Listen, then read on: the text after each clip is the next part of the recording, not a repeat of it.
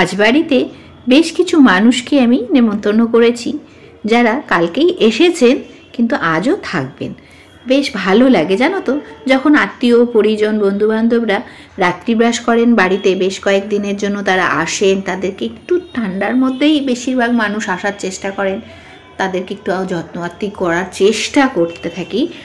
সেই সময়গুলো খুব ভালো কাটে। আর সেই জন্য আজকে রান্না করব যে আরও একটা পদ, সেটা হলো এই কাতলা মাছের একটা সুন্দর ঝোল, যে রান্নাটা আমি আমার বাড়ি থেকে শিখেছি।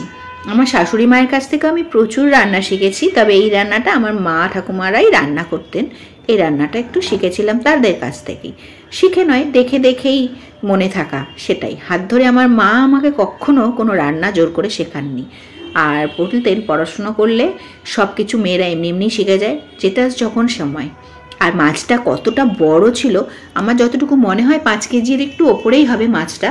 পিসগুলোও দেখেছো কত বড় বড়, আর কেমন মাছের মধ্যে তেল, প্রচুর তেল ছিল মাছটায়। দেখালাম তোমাদের, আরও আছে অনেকগুলো তেল পেটের মধ্যে আছে মাছের। আর এই পেটির মাছগুলো কতটা বড় বড় সুন্দর করে কেটে দিয়েছে, খুব ভালো হয়েছে। এই দেখো, এগুলো হচ্ছে তেল। প্রত্যেকটা পিসেরই পেটের দিকে এইরকম শীতকালে বেশ বড় সাইজের মাছ হলে পরে কিন্তু এরকম তেল থাকে। এটা কিন্তু তেল, চর্বি বলতে পারো। মাংসতে আমরা চর্বি বলি, মাছের হলে পরে সেটাকে আমরা তেল বলে থাকি। এটা দিয়ে রান্না করলে চটপটি খুব ভালো খেতে হয়। তুমি মাছেও রান্না করে দিয়ে দিতে পারো, তবে এটা যদি ডাইরেক্ট ভাজতে যাও অনেক সময় ফুটে আসে, সেই জন্য আমি এটা ভাজি না সাধারণত। চটপটি রান্না করব না আজকে মাছের ঝোলেই এটা দেব। আর মাছগুলোকে ভালো করে এখন ধুয়ে জল ঝরিয়ে নিচ্ছি। এরপরে এই মাছের মধ্যে আমি একটুখানি হলুদ এবং পরিমাণ মতো লবণ দিয়ে মেখে নেব।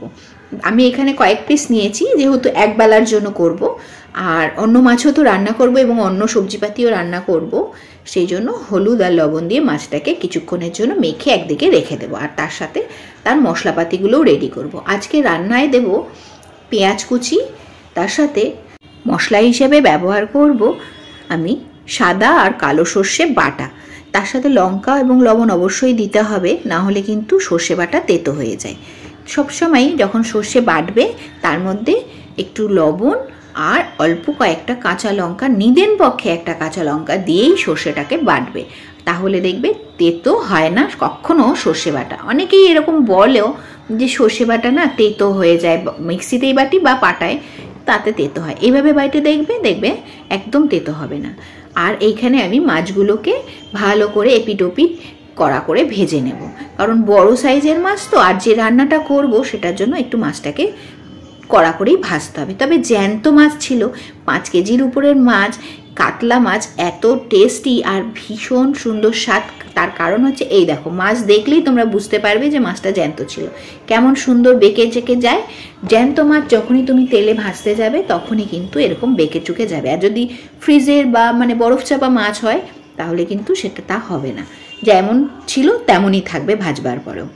বাকি মাছ ভাজার তেলেই আমি কালো জিরে, কয়েকটা কাঁচা লঙ্কা আর একটা বড় সাইজের পেঁয়াজ কুচি দিয়ে দিলাম ভাজবার জন্য।